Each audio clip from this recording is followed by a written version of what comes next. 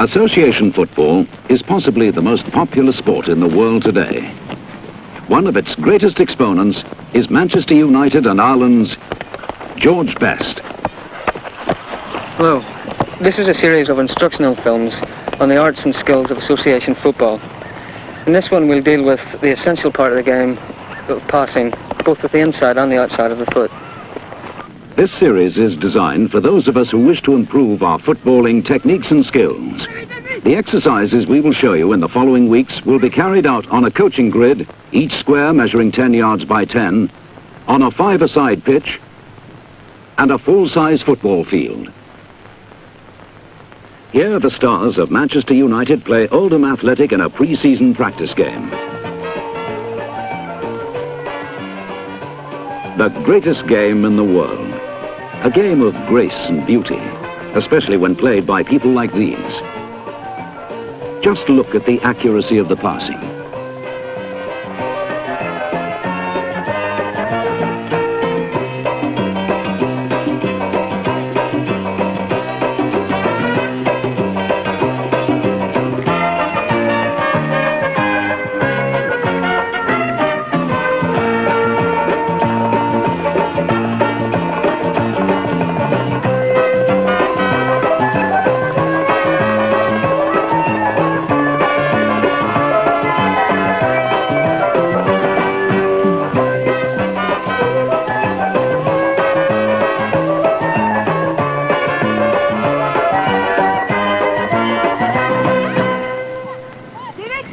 But most of us have to be content with playing the game on the local recreation ground or the school field. But the excitement is nonetheless for that. As George Best has said, these films are designed to improve our performance. And this can only be achieved by practice. Here are young players involved in a game of 5-a-side, designed to improve their passing.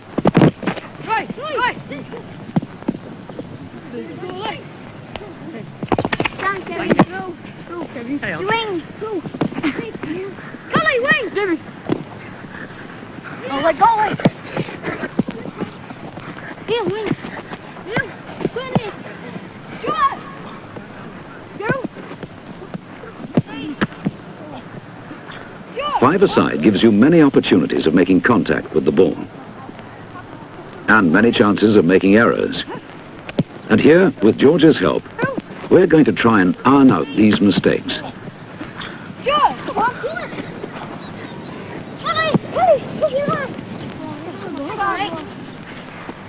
George knows the value of finely judged passes only too well. And here he shows the techniques of playing the ball with the inside and the outside of the foot. First, the inside. The inside of the foot gives you a large area and helps accuracy. You see how his non-kicking foot is firmly planted alongside the ball to give him a base for his weight. See how his striking foot comes through the ball with the long surface of the boot, making contact about halfway up. This ensures that the ball travels along the ground. Now, the outside of the foot. Here we can see that George's non-kicking foot is a little farther behind the ball. His foot has made contact with the rear side, and this time, it is the long outside surface of the boot that he's using.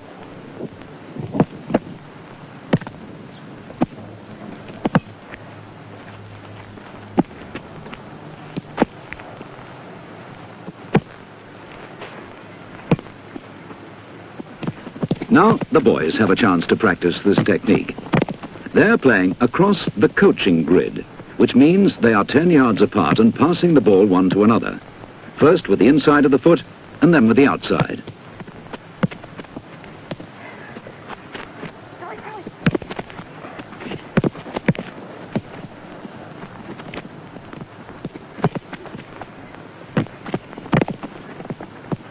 Some of them, as you can see, have mastered the technique remarkably well.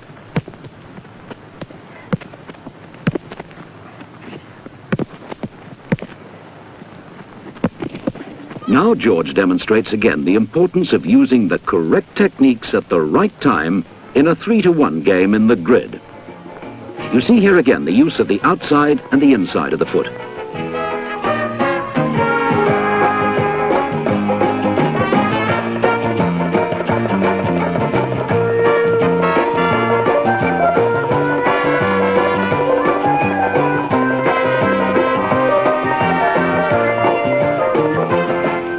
So, that's it for today. And it's back to the dressing room and a shower. But first, a recap on today's work.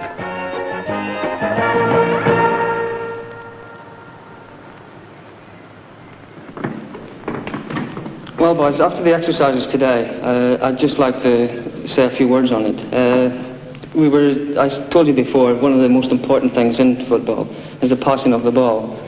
Obviously, if you can't pass a ball, you're not going to make a very good footballer. So there are a few things you've got to remember about passing. And the most important thing is not to watch the ball. You must always have your eyes open for your teammates and positions for passing into. So you must remember not to watch the ball. Don't have your head watching the ground all the time. You must be able to see positions and watch for your teammates moving and creating space for you. The only time actually you will watch the ball is probably just before you do pass it. And myself being a forward, I'm always looking for passes which can take defenders out of the game, maybe 2 or 3.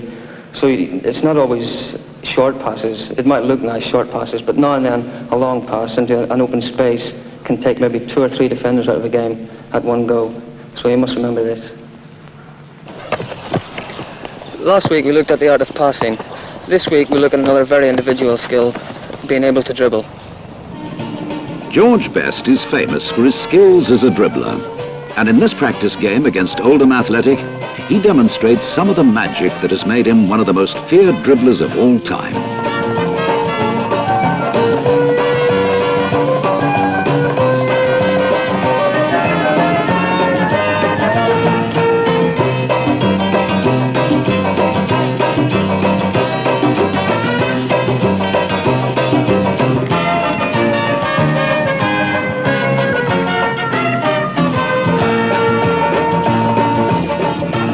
Dribbling skill like this comes only with practice.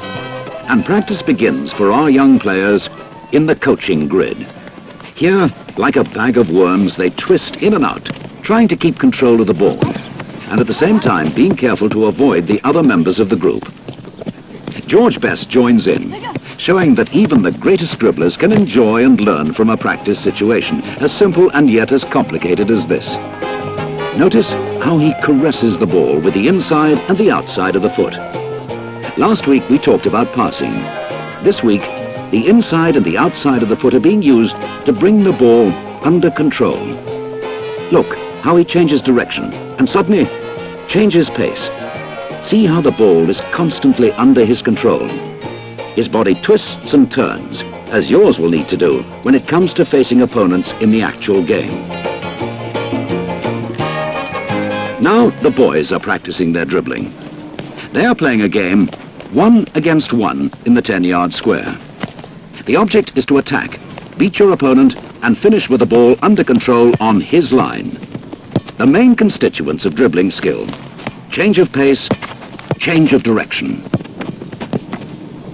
Now George Best comes in as a defender. Watch the control of the boy who beats him. And now it's George's turn to attack his youthful defender.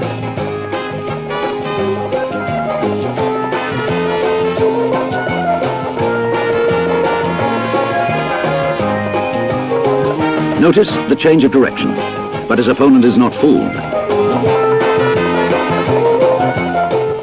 George has to come close and commit the defender, who gets his weight the wrong way, allowing George to move off in the other direction. Now it's Roy's turn. See how he sends George the wrong way, and he comes through changing direction.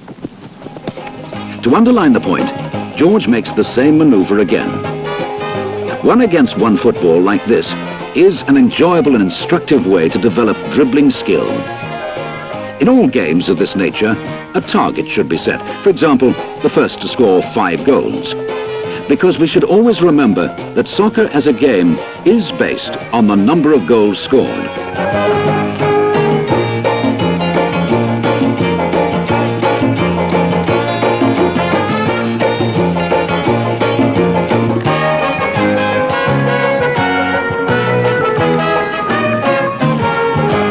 And now the practice becomes more intense, and George takes Roy out to show him how to attack the 2 defenders. In this practice, the two boys are restricted to a single grid each. And George's task is to try and beat both and finish with the ball under control on the line that is nearest to us.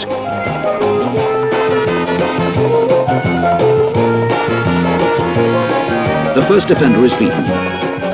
The ball is kept under control. A change of direction, a change of pace, but his opponent is not fooled.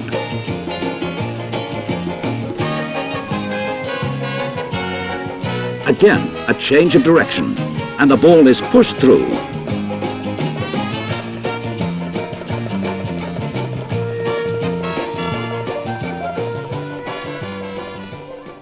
Back to the professional game.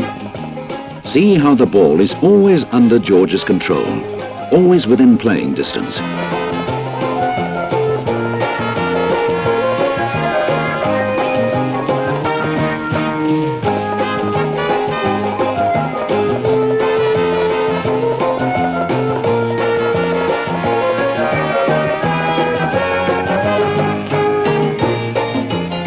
In this sequence in the same game, George is in the outside right position.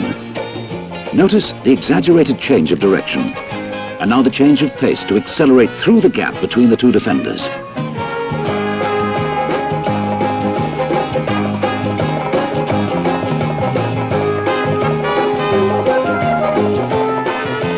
Only a desperate tackle by the goalkeeper saves the goal. Controlled skill, change of pace, and change of direction like that should be the goal for all young players to aim for in mastering dribbling skill.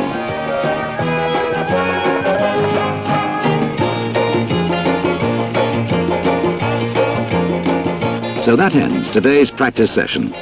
But first, George recaps on the main points. Right, boys, we've been practicing some dribbling. Now, what you must remember, two of the most important things about dribbling, you must keep the ball as close as possible to you at all times.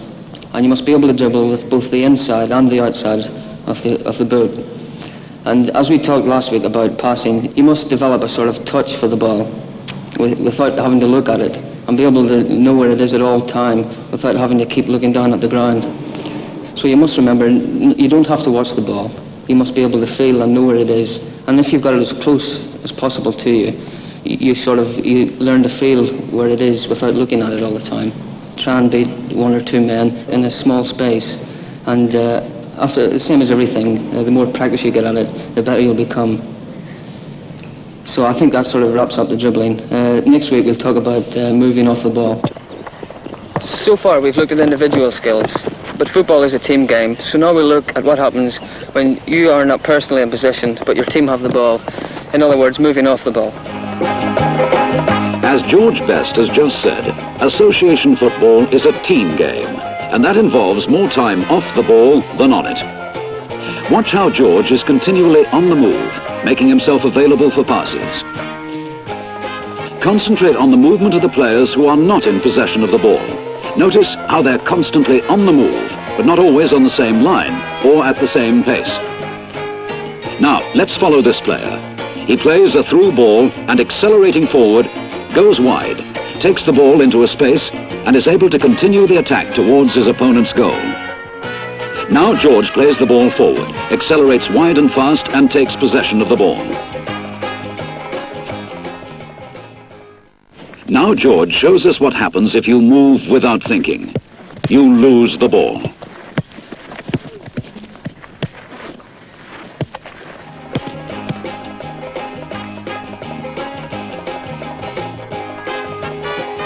Now watch George move.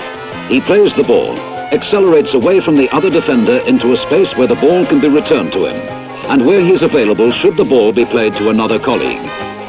See how the players have been given time to control the ball and to play it off.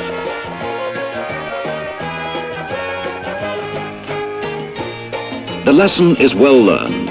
George is able to play the ball back to his colleagues, and possession is retained.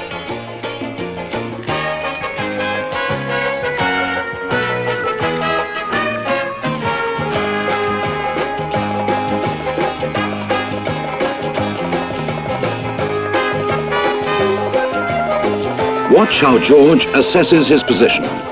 He has to change direction. Now he quickly readjusts his position, his eye constantly on the area of the ball. Never for a moment is he relaxed or uninvolved. Always he is reading the game and anticipating every possible move of the players who have possession. Watch how he holds the ball to commit the defender, how he plays the ball away and immediately accelerates.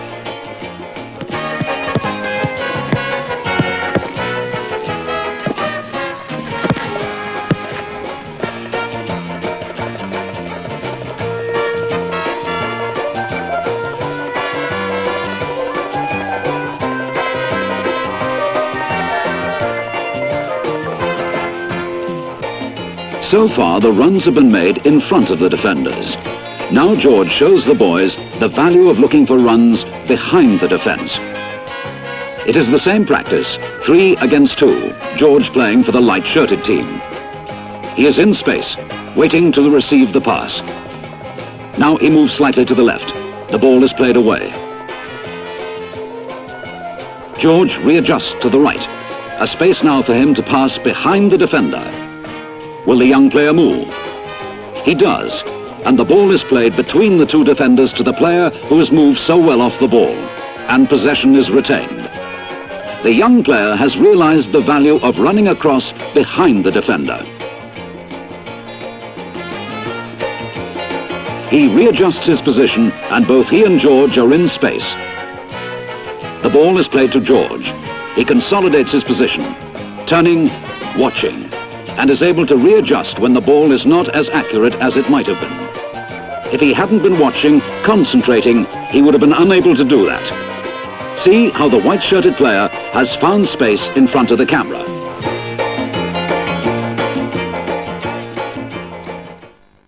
No, I'd just like to say a few words about moving off the ball. Lots of times you've probably been watching games and thought maybe on television or at a league ground, and you've seen a player make a bad pass and you've thought to yourself, oh, what a terrible pass. But sometimes it's not always his fault. He wasn't being helped probably by his teammates moving off the ball and into a space to help him with his pass. So you must remember that during a game you only actually have the ball yourself for 3 minutes. So for 87 minutes, you've got to look for space and move off the ball to help your teammates. A great example of this is possibly Alan Ball, who's always running and looking for a space to help his teammates. You get the feeling watching Alan when he's playing that if one of his teammates is in trouble, they can always look for Alan. He seems to be everywhere on the pitch, and he never stops running, which is a great help to his teammates. You must always remember as well that if you've had a good pass, it's no good standing and thinking to yourself, that was a good ball. You must be thinking, now how can I help my teammates by moving and thinking the person you've passed to, what is he going to do with the ball?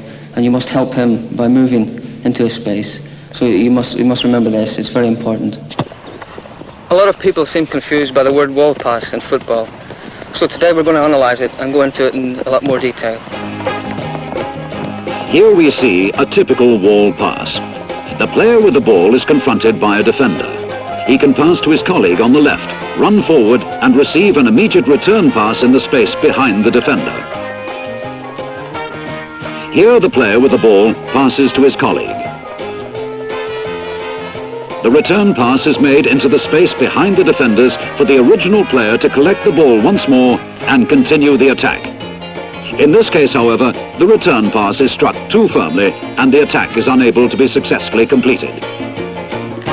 Let's look at that again, and then we'll watch the practice which can help us to develop skill in this complicated but very useful maneuver. Now, George Best takes the position of the player relaying the wall pass, and the maneuver is successful. Let's have another look and see again this wall pass culminating in a goal.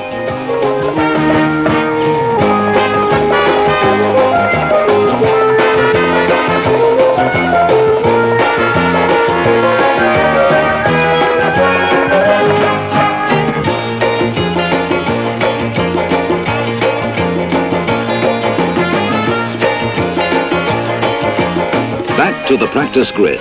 2 play against 1. An ideal situation to rehearse and perfect the wall pass.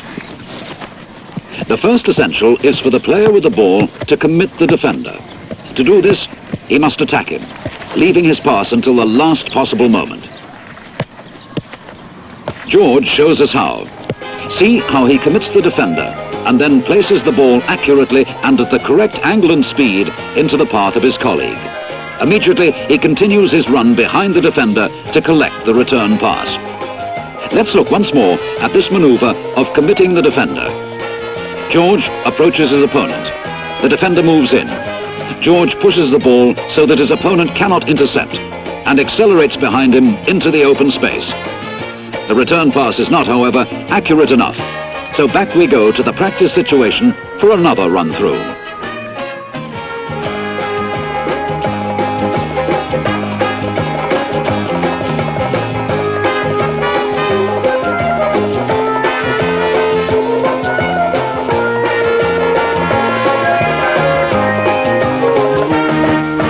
Watch the acceleration towards the defender.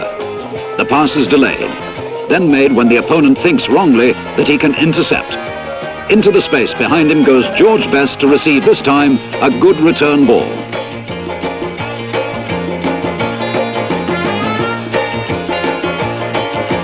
Now George will take the part of the wall.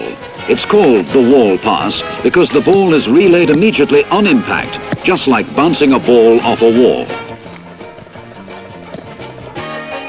Now here, George used the inside of his foot as a wall to return the ball to his young colleague. It is important that he angles his foot at the correct depth and also strikes the ball with the correct degree of weight so that it travels along the desired path. Watch again how the inside of the foot acts as a wall.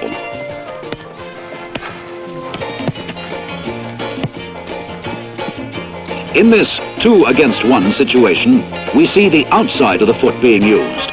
This is when we want to make an immediate return because the defender has managed to quickly recover his position. But the principle is just the same. The foot is angled properly and the ball struck firmly at the correct speed into the path of your teammate. Now, just to recap on the wall pass, this involves two players who are as important to each other. The player with the ball must, if possible, try and commit a defender, make a defender come to him. So when he goes for the return ball, he's got to start. If a defender is maybe 5 or 10 yards away from him, it gives the defender a chance to turn around and be able to catch him. But if he brings him as close as possible to him, he's got a better chance of getting past him. So the first thing is to make the defender come to him and then push the ball to his teammate. And depending on how much time he's got, he can either play it with the side of his foot or with the inside of his foot or the outside. If he's got a bit of time, he can control it and use the side of his foot, the inside of his foot. But maybe if a defender is behind him and he has to do it quickly, he can just use the outside and push it quickly. And it's important that the second player, the one who has received the ball, he times the return pass as well as he can for his teammate. If he hits it too far, it gives the defenders time to cover up. So he must be careful and make sure the direction and the pace is right with his return pass. Obviously, the most important thing in defensive football is tackling. So today we're going to look at the most common form, tackling from the front, or as it's known, the front block tackle. Now George Best takes the class aside to involve them in detailed study of a tackle called the block tackle.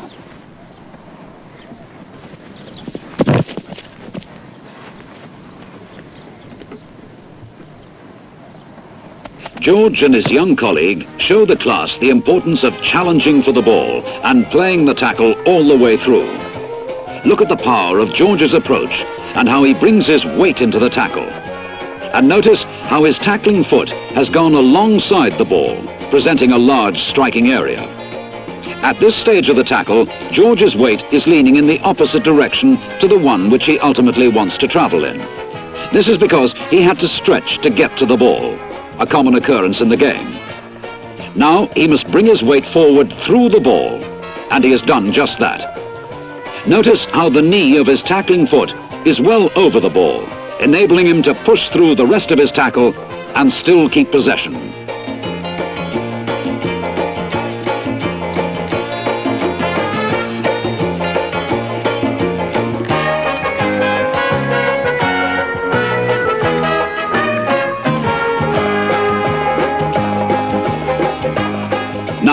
Let's look at that again.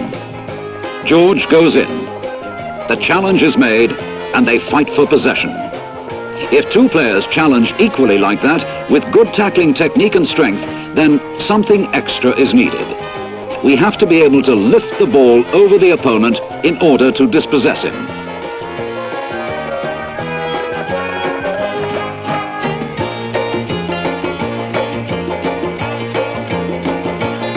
George does just that. Notice how his foot is under the ball, enabling him to lift it over the foot of his young opponent. The ball is squeezed upwards and outwards in George's favour.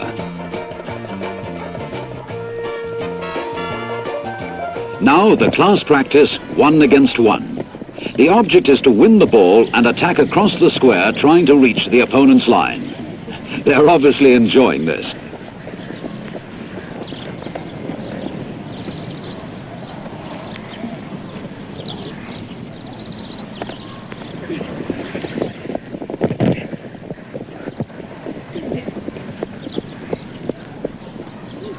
The power alone is not sufficient. Look at the first ball in this line as the young players again attack each other. The challenge is made. But see how the player on the left of your screen has challenged with his foot halfway up the ball. The player on the right has challenged with his foot at the base of the ball. Which one will gain possession? Here we see the player on the right win the ball, because he's able to push through, making his opponent slip over the top of the ball while he takes it on in his direction. Good tacklers always aim to get their foot at the base of the ball, because this allows them to use effectively the power and strength that they have built up. All right, boys, just to go over again the points on tackling. Before I say anything, you must remember that you usually find the people who are afraid to go in and tackle are usually the ones who get hurt. If you make your mind up that you're going to tackle and give everything, you usually find that you very rarely get hurt. So remember this. The basic tackle, there are a lot of different tackles, but the basic one is the sort of head-on clash with an opponent from the front. You must remember not to use the side of your foot because it's the largest area. And you must remember balance is very important. So bend your leg as you're tackling and get as much weight behind you as you can. And like I said, don't be afraid, never be afraid to tackle anyone, because you usually find that the hardest tacklers in football are usually the ones who come out with the least injuries. So remember that, never be afraid to tackle, no matter how big or how small they are. Whenever you receive a pass, the ball is usually moving at quite a speed. So it's quite important to be able to control it as quickly as possible. So today we'll look at how to take the pace of the ball. Controlling the ball is, of course, one of the most important functions of any footballer. Without control, the game cannot be played. Bobby Charlton, Brian Kidd and George Best of Manchester United exhibit here some of the qualities needed in ball control. Our young players must learn these skills if they are to fully enjoy the game. And the place for them to learn is in the coaching grid. Here, our young pupils play without opposition, learning the techniques of ball control. One throws or plays the ball to the other so that he can effect control before the return pass.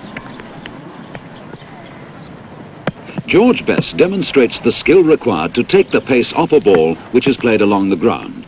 See how he places his body behind the line of the approaching ball, puts brakes on it, leaving it controlled at his feet, then passes it immediately. Let's look again at this genius of ball control. He's ready and alert, quickly gets behind the line of the ball and controls it by moving the foot away in the same direction as the rolling ball. Again, the foot makes a wide surface for the ball to strike and moves slightly away to take the remaining pace off the ball.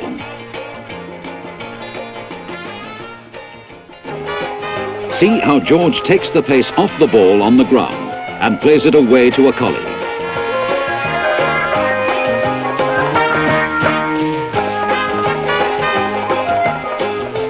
And now watch this Oldham player receive the ball, collect it, take off the pace and make a pass so that his side can develop their attack.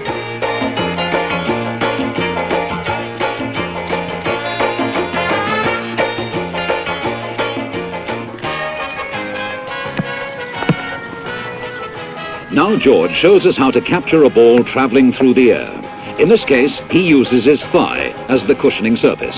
But the principle is always the same. Body behind the line of the ball.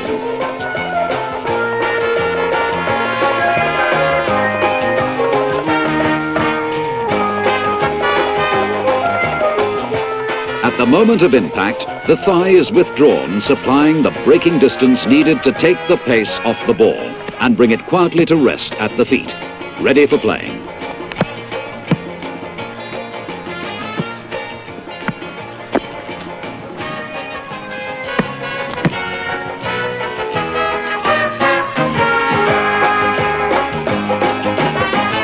These then are the three principles which will help you to control any ball, however shot. Behind the line of the ball, towards it, and withdraw on impact.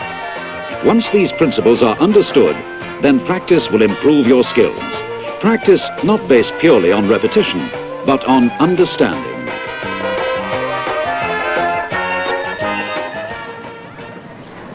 The same principle applies in chest control. The ball travels through the air. George contacts it with his chest, having first got behind the line, then withdraws on impact. The ball rolls down to his feet and is instantly played back. Now watch again the Manchester United star master the ball with this major surface. This is an important aspect of control, especially for attackers, and it is one that we shall look at in even closer detail in a later film. Let's look again at one of football's greatest exponents of ball control.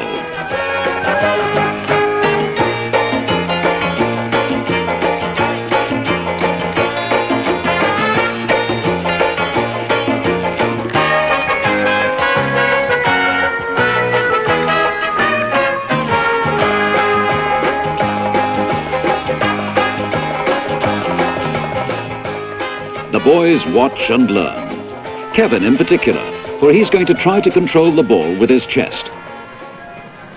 It's a high service. Kevin is well placed, and the ball is brought adequately to his feet. The reward of practice based on understanding. This time the ball is controlled perfectly. No easy thing to do. But Kevin succeeds because he understands what is involved and is prepared to work hard at developing his technique.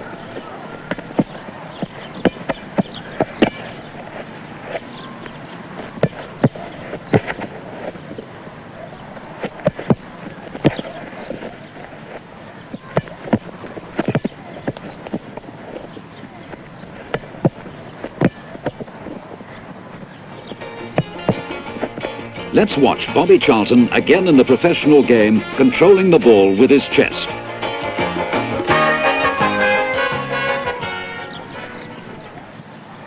Now the boys practice other methods to take the pace off the ball, using the principles they've been taught. Stephen controls it with the top of his foot, using the principles of body behind the line, foot towards it, and withdrawing on impact. Excellent control and good invention shown by this young player.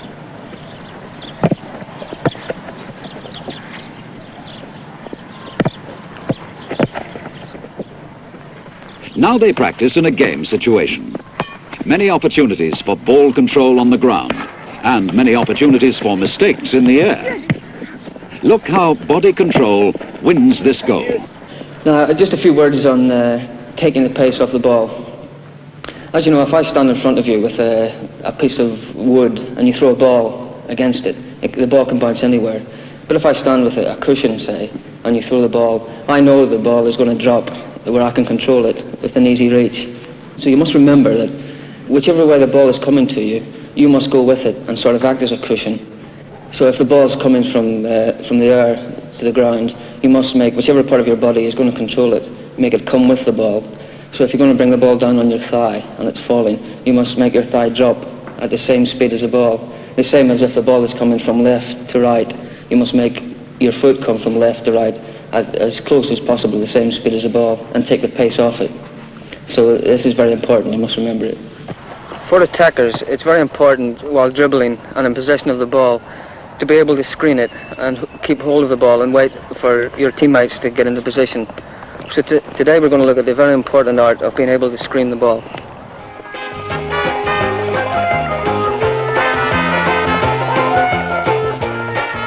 Players like George Best, who are famous for their dribbling skill, have developed an ability to shield or screen the ball from their opponents. Here, George approaches the fullback, keeping the ball at his right-hand side, the side furthest from his opponent. He turns it away from the fullback, who chases after it, but already George has placed his body between the defender and the ball, cleverly keeping it out of tackling range. This is a difficult skill, and one which is well worth practicing.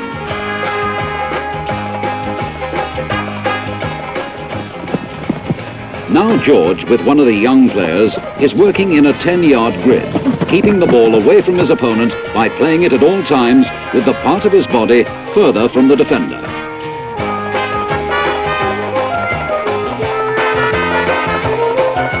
Mostly, he uses the outside of his foot. Notice how well he has turned his body, making maximum distance between the defender and himself.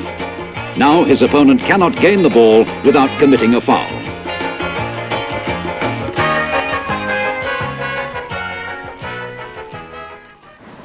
Top quality screening demands endless practice with an opponent dedicated to winning the ball.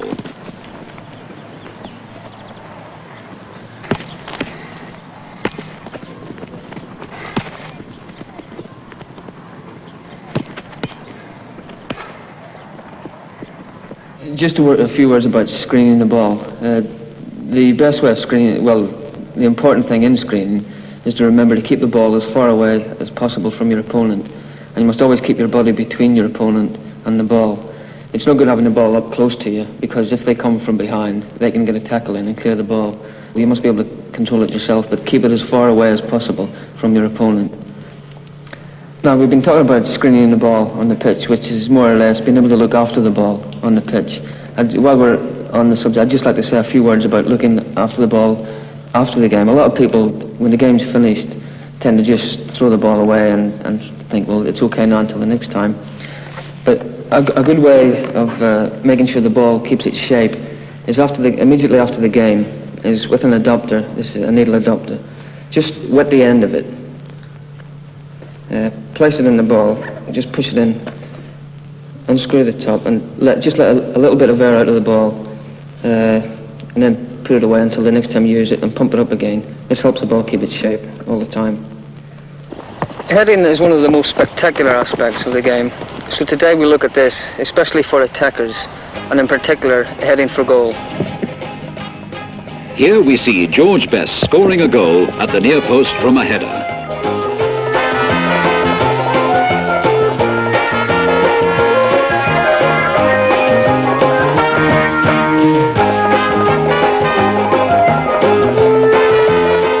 Now George shows us how he develops his heading skills. Firstly, the technique. Philip throws a ball to George and George tries to head it past him, with the proviso that it must bounce. To do this, George must get above the ball and head downwards.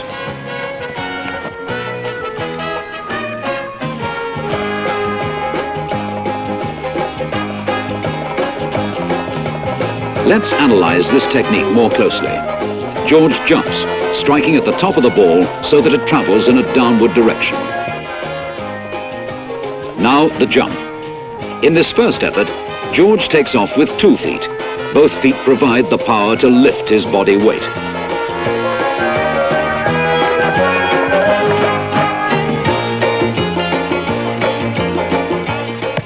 Here the youngsters are practicing this maneuver. One throws the ball and the other heads. Again, as you'll notice, they're working in the coaching grid and trying to score goals by heading the ball past each other. But first, it must bounce. A goal is not scored if the ball goes straight past without a bounce. This is because a goalkeeper finds it harder to gather a low ball. George shows the class once more the benefits of taking off from 1 foot and rising high to get above the ball.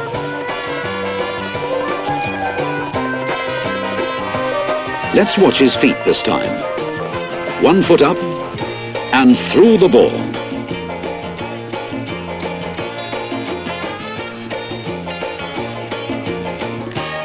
Once more, into the ball, slowly up, 1 foot up and through the ball.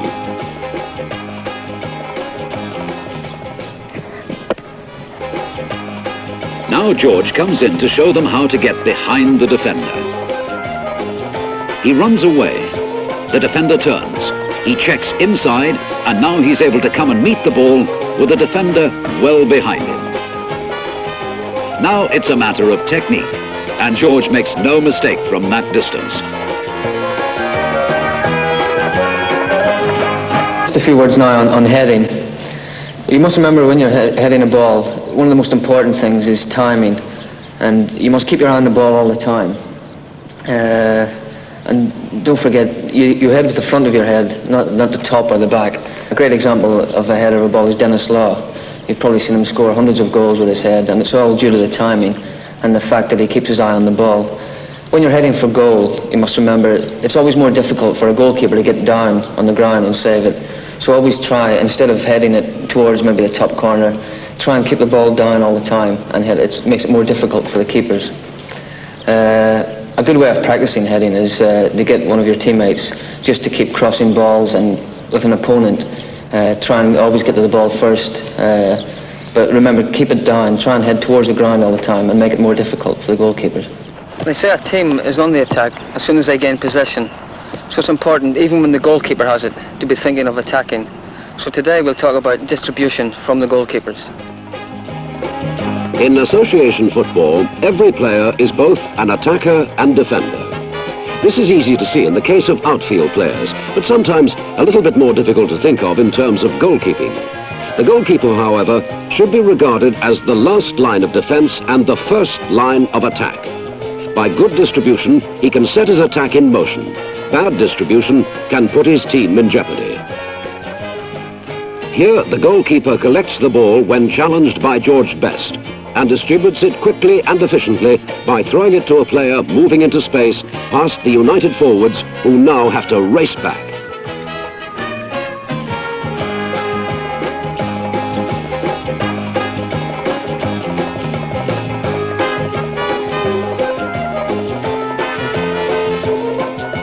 The goalkeeper's first job is to provide a safe and dependable base for the defense. He must make sure that he captures and holds the ball, whether it comes from his own side or from the opposition. Immediately, he must think about the safest and most efficient method of distribution. In modern football, the goalkeeper throws the ball more than he kicks it.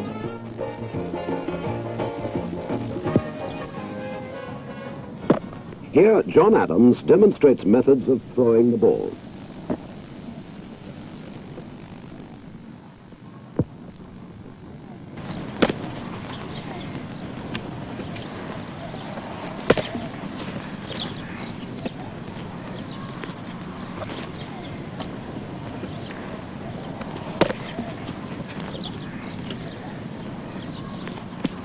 Let's have a look firstly at the accurate javelin throw. The elbow leads the movement and the ball is dispatched quickly and with a flat trajectory. Now, let's look at the young players practicing this. The two goalkeepers are in 5-a-side goals about 10 yards apart. Their job is to distribute the ball accurately at each other's chest. The elbow leads the movement, with the hand at the back of the ball. The position of the hand is most important. David shows what happens if the hand is not placed at the back of the ball. As he begins his throw, the ball slips off it. John Adams shows the correct method of holding the ball for this throw. Hand firmly at the back, so that there is no chance of the ball slipping off and falling into the goal. From this angle, we can see that David has got the idea.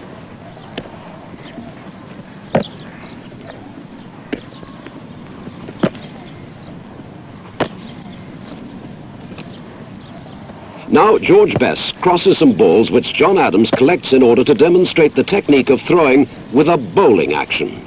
It is called bowling action because it is similar to that used in the game of cricket. The hand is at the back of the ball, the arm is withdrawn, and the ball thrown out. This is a long as well as an accurate throw. It enables distance to be gained without sacrificing accuracy.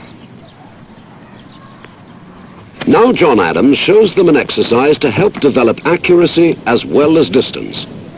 Poles are stuck in the ground out towards the flanks, and he attempts to hit the pole using just the javelin pass.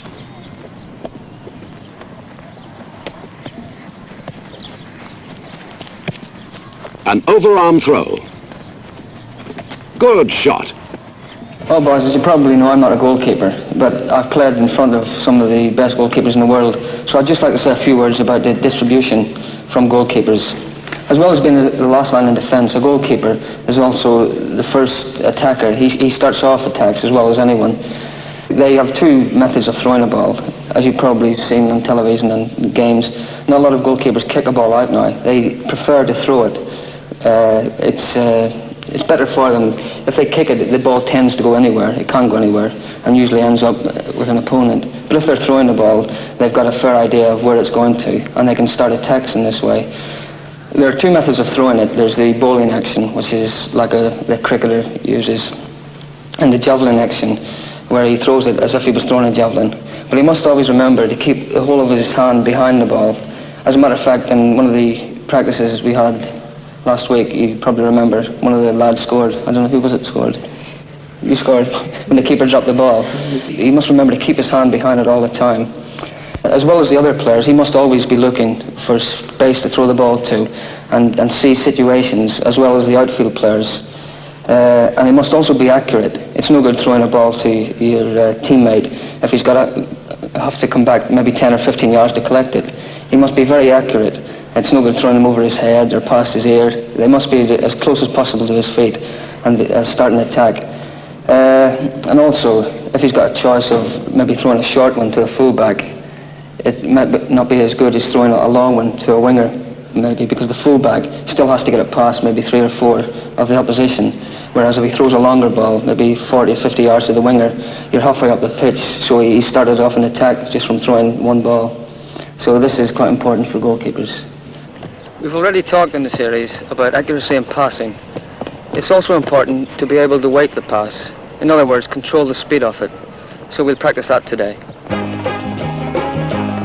Passing is the most important skill in association football. As we said before, every pass has a beginning and an end. The beginning is the playing of the ball. The end is the receiving of it by the person for whom it is intended. One of the most important requirements in passing is to ensure that the ball travels at the correct speed, fast enough to beat the opponent, but slow enough for your colleagues to be able to control it at the other end. And it is this aspect of passing that we will discuss today. Let's watch some first-class passing in this Manchester United pre-season game.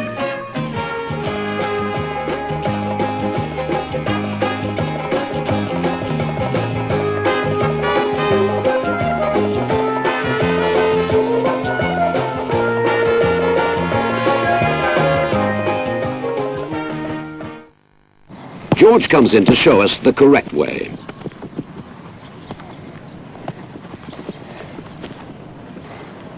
He plays the ball firmly, but not as firmly as Kevin. Stephen cannot intercept, but Roy can. He controls easily and attacks the line. This is the sort of practice which will develop the boys as footballers. George again shows the correct way. Stephen can't get the ball. Roy controls and attacks the line with Stephen left trailing in the rear. A good pass. One which beats the defender, but which is slow enough for the colleague to control.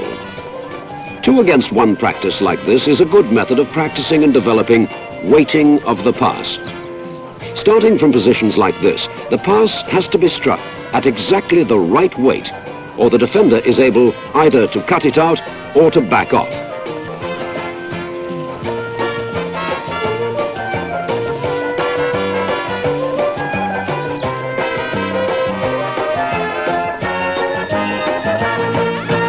Now Kevin comes in and makes a much better pass. The ball is hit correctly, Roy gathers, and the line is reached.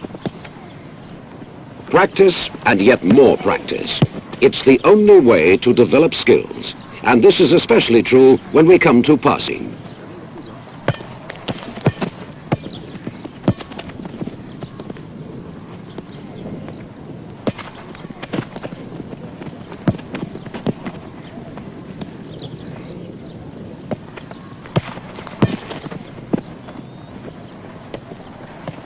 Now we develop the practice and take over 4 grids. 3 against 3 with goals at either end, but no goalkeepers. If the passes are accurate and correctly weighted, we will have many opportunities for scoring goals.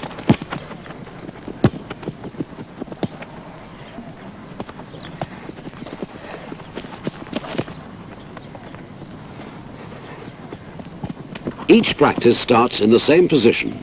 The dark team have the ball. The three whites are between them and the goal. An accurate pass gives an opportunity for the attack to be pressed forward. If the pass is wrongly weighted, the chance may be lost. A good pass, and Stephen scores.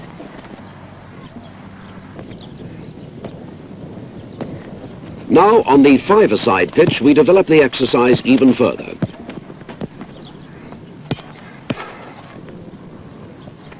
A long cross-field pass, controlled well. The attack is brought forward. A good pass to the centre forward, whose shot is pushed over the bar by the goalkeeper. Another good pass. Accurate, hard, but controllable. But the final pass is not strong enough to beat the defender. This time, the pass is right. The ball is relayed instantly to the centre forward, and another good shot results. Weighting of a pass is at a premium here. The ball beats the defender. It's controlled well by the outside right, who shoots with his left foot, and the goalkeeper gives away a corner. Now George joins in. It's accurate. The attack is taken forward, but again the finish is not good enough. Finishing is an important aspect in all practice, hence the goals. The scoring of goals is what it's all about. But again, the ball is hit wide. George checks. He plays the ball between the two defenders. It's beaten them. Is it properly weighted? Can it be controlled? He controls it easily. A good save from the goalkeeper, this time outside his area.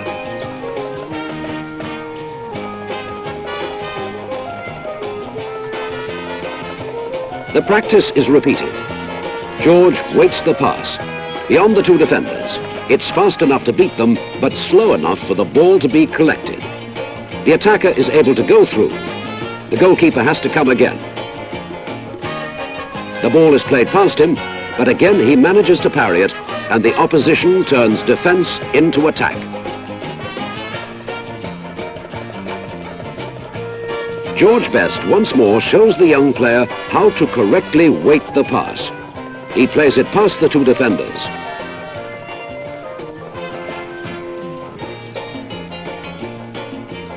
The ball is collected with ease,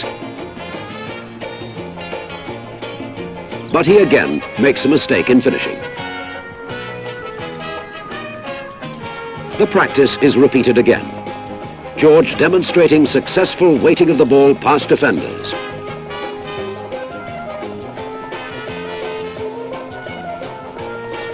He controls easily this time and moves towards the goal. A low shot. He's getting a lot of opportunities at finishing, and George is demonstrating weighting of a pass very well for us all to see.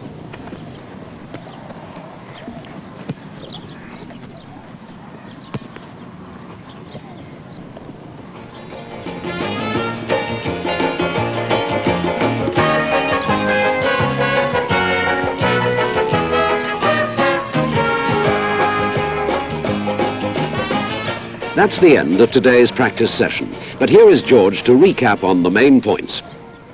Right, boys, a few words now on the weighting of the pass, or the speed of the pass.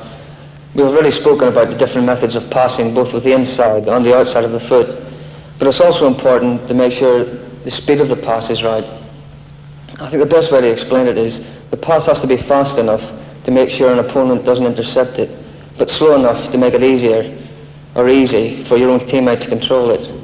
So it's important in your play that you can judge the speed of the pass